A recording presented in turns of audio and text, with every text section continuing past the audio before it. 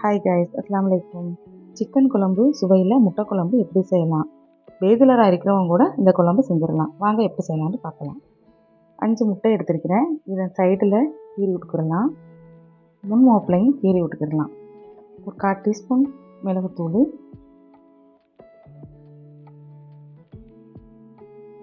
அரை டீஸ்பூன் காஷ்மீர் மிளகாத்தூள், 1/4 டீஸ்பூன் மஞ்சத்தூள், கொஞ்சமாக உப்பு சேர்த்து இதை நல்லா கொஞ்சம் தண்ணி விட்டு நம்ம மிக்ஸ் பண்ணிக்கிடலாம்.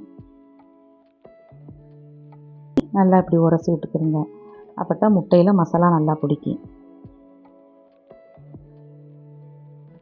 இப்போ ஒரு கடாயில் எண்ணெய் ஊற்றி இந்த முட்டை எல்லாத்தையும் ஃப்ரை பண்ணி எடுத்துக்கிடலாம்.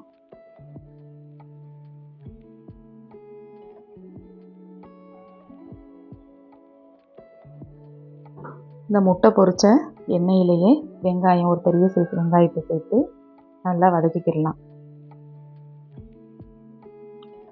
1 டீஸ்பூன் இஞ்சி பூண்டு சேர்த்துக்கிடலாம். ஒரு பச்சை மிளகாயை கட் பண்ணி போட்டுக்கிடலாம்.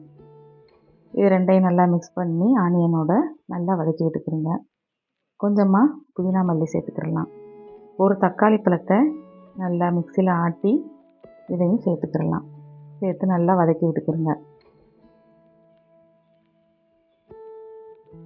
மஞ்சள் தூள் 1/4 டீஸ்பூன், மிளகுத்தூள் 1/4 டீஸ்பூன், காஷ்மீர் மிளகாத்தூள் 1 table spoon, chicken masala 1 table spoon சேர்த்து நல்லா வதக்கி விட்டுக்கிடலாம். ஃப்ரெஷ் க்ரீமு கொஞ்சமாக நம்மளுக்கு தேவையான அளவு ஒரு 4 டேபிள் ஸ்பூன் அளவுக்கு அதையும் ஊற்றி நல்லா மிக்ஸ் பண்ணிக்கிடலாம். இந்த ஃப்ரெஷ் க்ரீம் இல்லைன்னா நீங்கள் தண்ணி கூட போட்டுக்கிடலாம். அப்படி இல்லைன்னா தேங்காய் பால் ஊற்றிக்கிடுங்க. இப்போ தேவையான அளவு நம்ம தண்ணி சேர்த்துக்கிடலாம். தண்ணி சேர்த்து நல்லா மிக்ஸ் பண்ணி விட்ருங்க.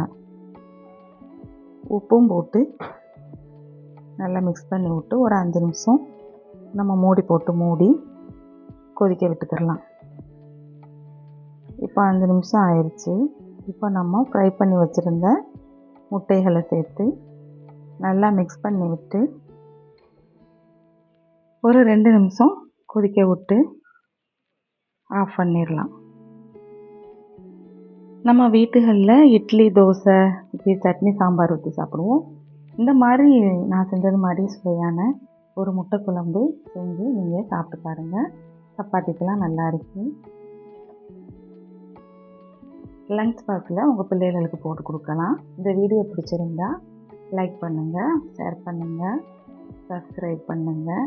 இன்ஷா அல்லாஹ் அடுத்த ஒரு ரெசிபியோடு உங்களை பார்க்குறேன்.